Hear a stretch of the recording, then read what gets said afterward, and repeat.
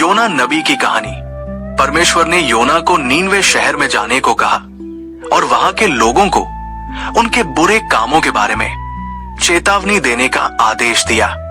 नीनवे एक बहुत बड़ा और शक्तिशाली शहर था और वहां के लोग बहुत बुरे थे। योना परमेश्वर के आदेश से डर गया और वो नीनवे जाने के बजाय तरशीश शहर भाग गया। वो एक जहाज में सवार हुआ और तरशीश के लिए रवाना हुआ। समुद्र में एक बड़ा तूफान आया और जहाज डूबने लगा।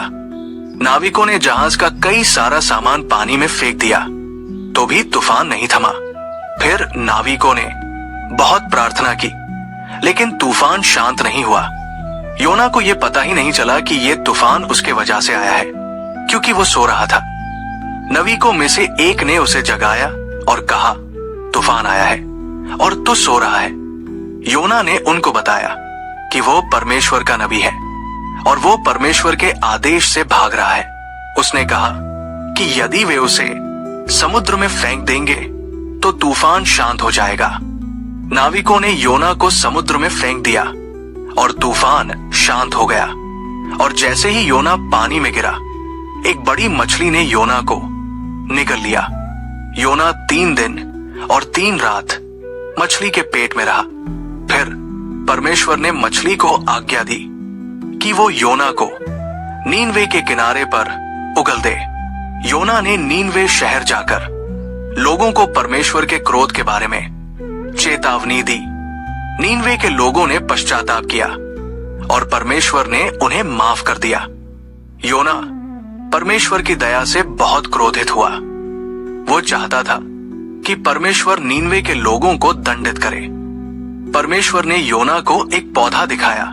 यहोवा ने कहा, जिस रैंड के पेड़ के लिए तूने कुछ परिश्रम नहीं किया, न उसको बढ़ाया, जो एक ही रात में हुआ और एक ही रात में नाश भी हुआ, उस पर तूने तरस खाई है। फिर ये बड़ा नगर नीनवे, जिसमें 1,20,000 से अधिक मनुष्य हैं, जो अपने दाहिने बाएं हाथों का भेद नहीं पहचानते और बहुत घरेलू पशु भी उसमें रहते हैं, तो क्या मैं उस पर तरस न खाऊं, जो पेड़ एक रात में उगा और एक रात में मर गया। परमेश्वर ने योना से कहा कि यदि वह एक पौधे के लिए दुखी हो सकता है तो उसे नीनवे के लोगों के लिए भी दुखी होना चाहिए। दोस्तों, योना की कहानी हमें सिखाती है कि परमेश्वर दयालु है और वो सभी लोगों को माफ करने के लिए तैयार है जो पश्चाताप करते हैं। और हमें ये भी सिखाती है कि हमें परमेश्वर के आदेशों का पालन करना चाहिए, भले ही वे हमें पसंद न हो। ये कहानी हमें परमेश्वर की दया और क्षमा के बारे में भी सिखाती है। दोस्तों, आपको अगर कहानी अच्छी लगी हो तो कमेंट बॉक्स में यस लिखें, आमीन।